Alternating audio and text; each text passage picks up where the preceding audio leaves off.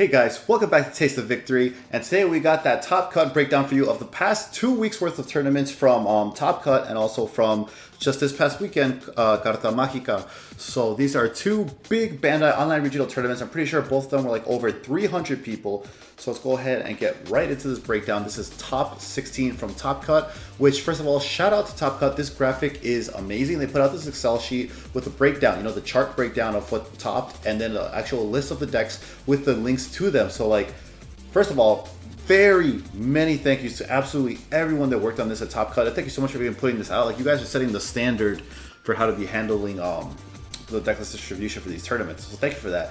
Now, if we look into the actual breakdown, we see that we have a lot of Lord Nightmon decks. So going into this format, everyone knew or was fearing that Lord Nightmon was going to be the best deck. There's a lot of like tier 0 talking stuff, and like, yeah, like, to be fair, it can't be by sheer definition, sure, but by like absolutely how many tops this deck takes up, it's indisputably, in my opinion, the best deck in the format. Again, yes, not tier 0 by definition, because, you know, green has a very good matchup into it, good enough. Security Control has a good matchup into it as well. But as far as being like best deck in the format, I would say, yeah, this is definitely easily above Security Control, because you gotta consider two things. We're looking at this and looking at the Carta Mágica one that we'll look at in a second. Security Control is a very unique type of deck. First of all, it's pretty expensive with running a bunch of Luzamons, running a bunch of Sword Defeats, and who knows how many other super rares and secret rares. And second of all, it's really taxing to play, especially in a 9-round tournament now that these have increased registration sizes. So not a lot of people are going to want to be bringing it into the event to play for it that long, and then maybe the ones that do, only 1 or 2 of them are even going to make it that far into it. But anyways, let's get into the actual results of this. If we look at just top 8 and up, we see that Lord Nightmon literally takes up 6 of the top 8 slots. This was only 2 wins, 2 topping deck lists away from being all top 8 Lord Nightmon, and it is absolutely insane. And we do have links to these deck lists here individually. The link to DigimonCard.dev, which is an amazing tool. Shout out to Orange Swim if you like to ever support them. There's a donation option on the DigimonCard.dev website. So we're going to go ahead and break down the first place list, which was Imperial Dramon. I believe this was, it should say here, it was Dan Bang. Yes, right here, it even says the name of the participants, Dan Bang. So congratulations to him, because I know in BT5, I believe they also topped the Imperial Dramon still, so that's awesome that their deck is still performing. They got some really spicy text here between adding in the new cards and then adding in Nidhoggmon. They have their own deck profile, so if you want to see why they broke down with the cards that they added, you can go ahead and do that there. And then we got, after that, Lord Nightmon, which also links their deck list. So I'll just go ahead and pull up a couple of Lord Nightmon decks right now, so we look all through them at once. Pulling up 4 of the top 8 right now. We go ahead and take a quick peek, go to full cards, and then this. And we see this actually is Mastemon Lord Knight. Or actually, do we even have Lord Knight in here? No, it looks like Mastemon is their top end, if I'm not mistaken. Yeah, Yellow Lord Knight Mastemon. Not maybe if I level sort.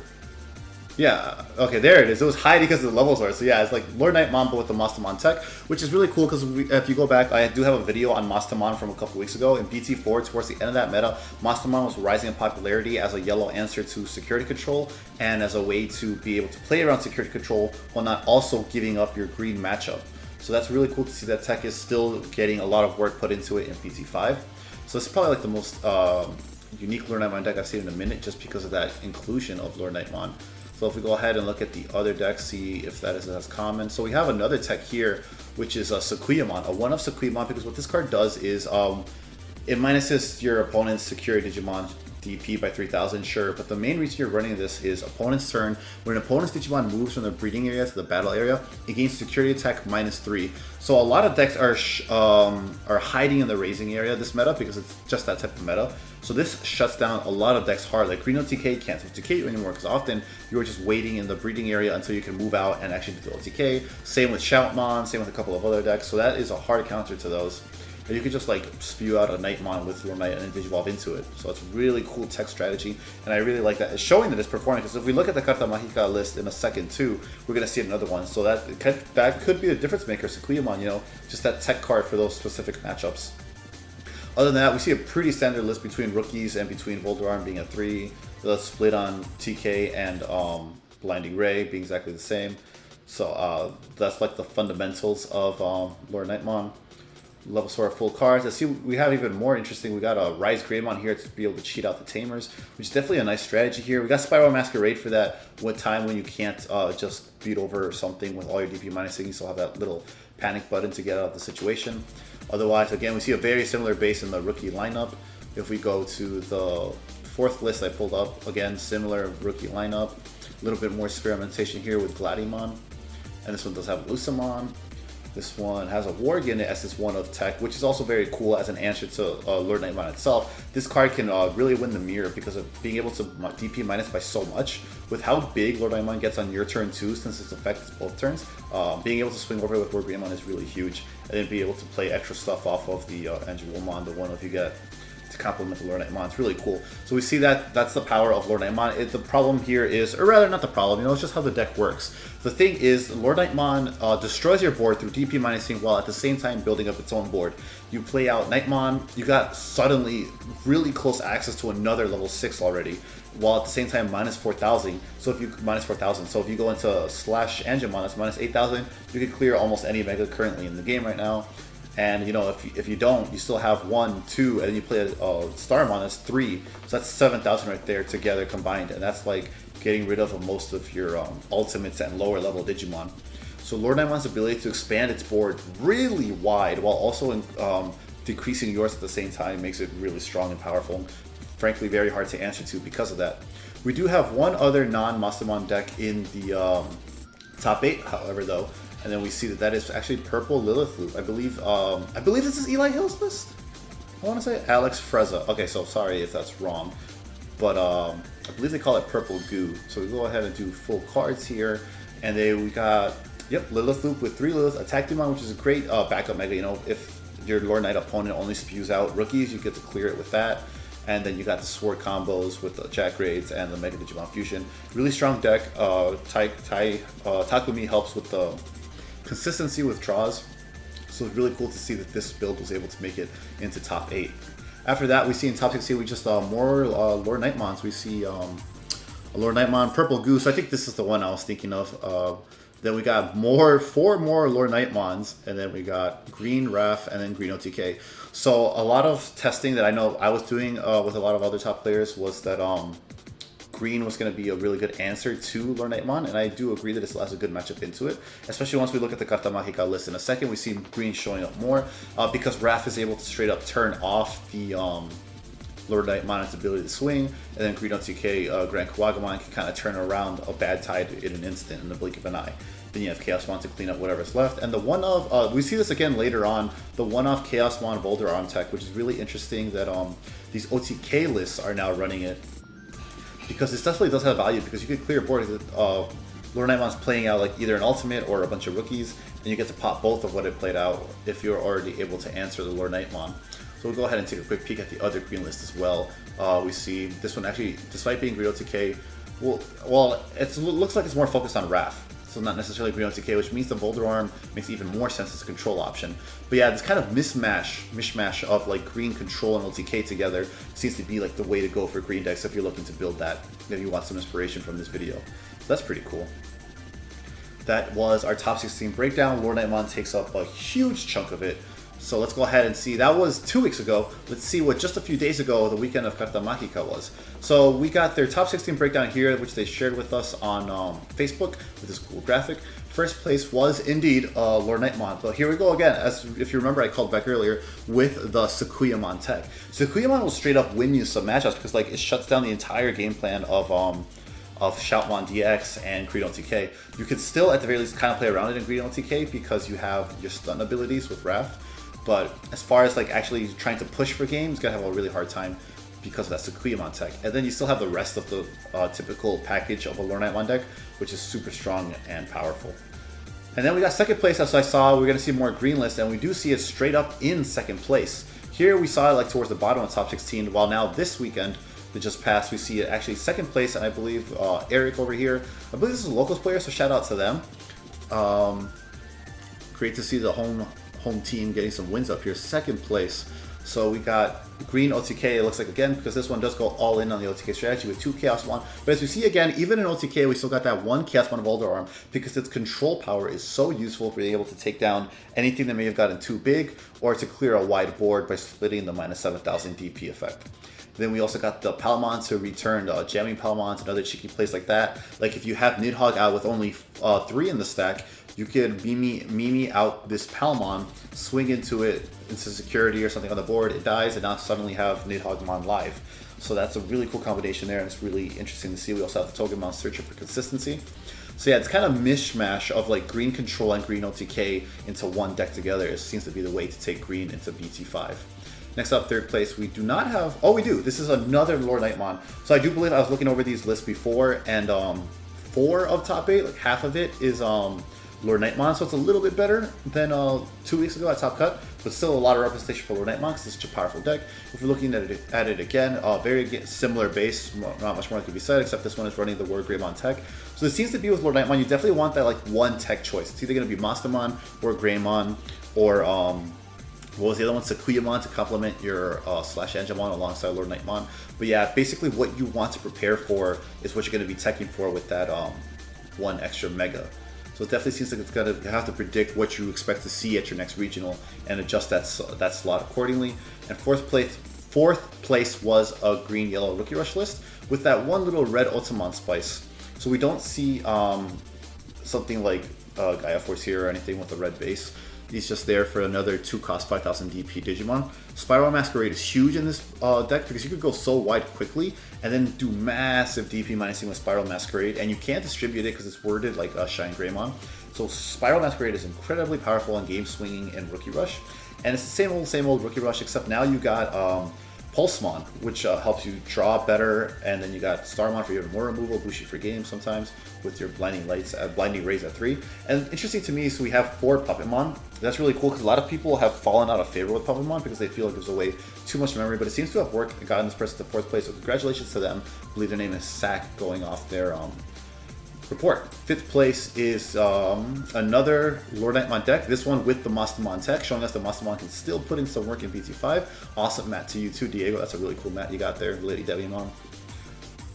6th place is Security Control. So as I was saying, top 16 in Top Cut here, we didn't even see a single Security Control make it. Well, here I believe in top 16 we have at least 2, if I'm remembering off the top of my head, 2 or 3. So it's cool to see that we have this one because we see that Security Control has evolved kind of a lot since BT 1. Was it the end of 1.5 where we really started seeing it top? You got Defeat in there now to be able to play out security. You got Transcendent Sword, which is basically lets you run more copies of Gaia Force. And then Plasma Stake tech to get cheap removal if you see it in hand is really cool. I like that. So yeah, you still got the Lucimons, you got the Promo Padawon for even more recovery options. 6th place, so yeah. This one isn't running it, but I believe there's another list down here that is running Ultimate Flare, the new 8-cost black option. Incredibly good card because a lot of people will try to go wide on you and just hope you're not able to pop them enough before they can swing for lethal, and that answers that. So Security Control has a lot of new options, a lot of new answers to its outs now. It's pretty crazy. And we do see in top 8 another purple list. So purple is definitely a really good contending list for this format. It is able to top, not even to just top 16, but it's also into the top 8. We see another seems to be kind of loop focused deck. Because you got the Lilith, you got the Chaos, and you got the Swords with the Mega Digimon Fusion. Rather than Takumi Aiba, this one does opt for the tie-in mat to power up the Omnimon Sword. So I'm assuming off of this, I'm sure there must be a deck profile out, and if there is, definitely go ahead and comment, and I'll add the link to the description. But yeah, I'm assuming what the plan here is it's more focused on Omnimon Swartz.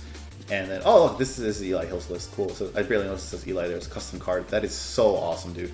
But yes, we're focused on OTKing, with not on OTKing, but like putting on a lot of pressure with the +1 onto Omnimon Sword from Tayamat, and then restanding with Black Lord Groundmon. So that's really awesome, and Chaosmon as a backup mega to be able to have more options of controlling your opponent's board, which is why we also see the Chimeramon, I'm assuming, playing off Omnimon Sword. So that's awesome that I was able to make it into top 8. Next up, we got 8th place. Last of the top 8 is going to be another Lord Nightmon, rounding out the 4, making up half the top 8 being Lord Nightmon.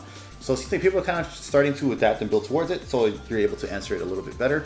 So that's cool. It's still a very powerful deck. It's still going to be seeing tops, so you're still going to have to like build your deck to answer Lord Nightmon. But once again, pretty standard package. I think the only big deviation here is a lot more emphasis on Bushi-Agu to play it out for game.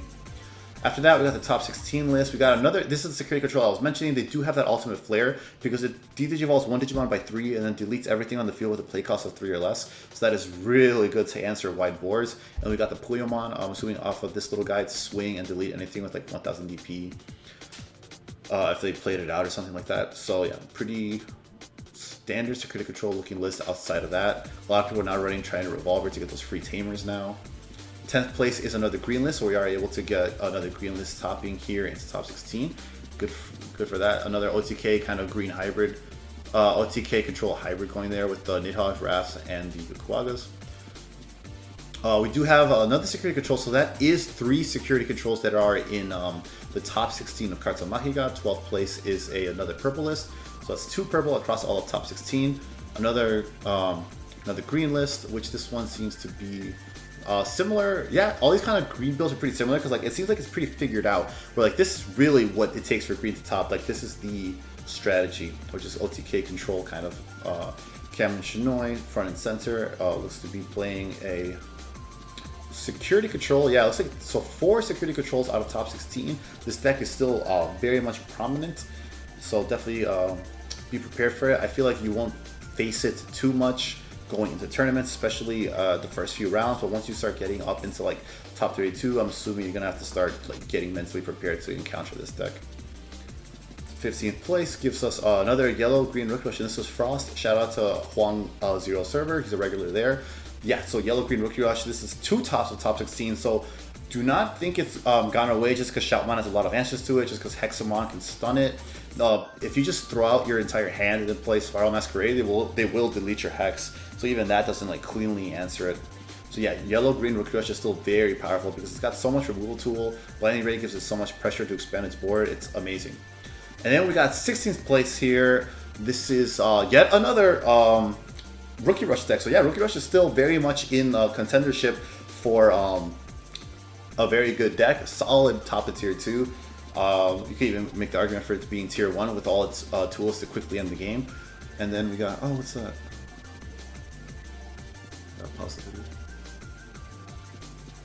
Huh, so this deck only has 46 cards. I'm realizing this. Who entered this? Marlowe. Well, I guess I shouldn't. Like, it's not my business. I shouldn't say. But like, wow, 46. Wow, so did this enter the tournament?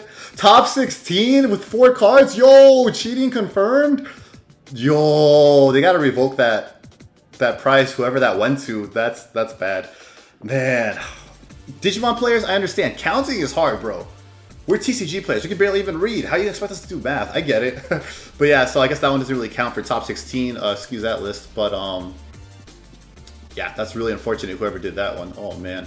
But hopefully they don't get the prizes then. But yeah, that is still very much an accurate representation of top 16.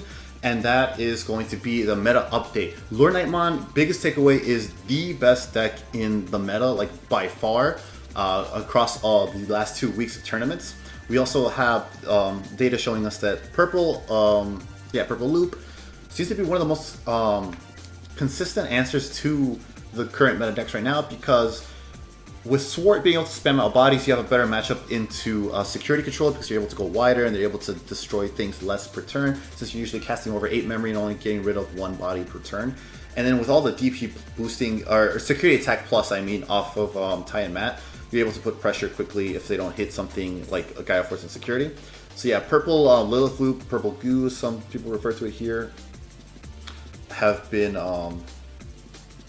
doing really well in as far as purple variations. Sorry, I spaced out for a second there. As far as purple variations go, and then green OTK with a bit of control thanks to Raph and Nidhogg seem to be the way to go for green. So yeah, we don't see a single Shoutmon, a single Hexablaumon, not a single black deck. Like, these decks are struggling because Lord Nightmon, green, and I believe even purple all have outs to their gimmicks. Like, you can't really stun any of these decks, even because they just Digivolve, and you can't even really stun Rookie Rush because they just delete your guy with Spiral Masquerade if they draw into it, which really hampers Hexablau's ability to, you know, perform at all. And Shoutmon just gets blown out because it's a single stack deck, so if you're able to remove that stack, that's huge for them and huge momentum losing. So that is the meta breakdown. Yellow is the deck to beat. Green and purple can very much compete. Security Control seems to be the second best deck, just going off of representation, taking 4 of top 16. I don't think any others actually took that much of a split unanimously in week 1 as opposed to week 2. So yeah, Security Control second best deck, and then purple green can still compete. Red and blue are in shambles. But anyways, I hope you guys enjoyed the video, and I hope this was useful for you to see what these type of decks are looking like and what to prepare for this weekend's Bandai tournament. I'll see you in the next video, and until that next video, remember to stay hungry until you get a taste of victory, and remember to always count your deck, making sure there's 50 cards in there.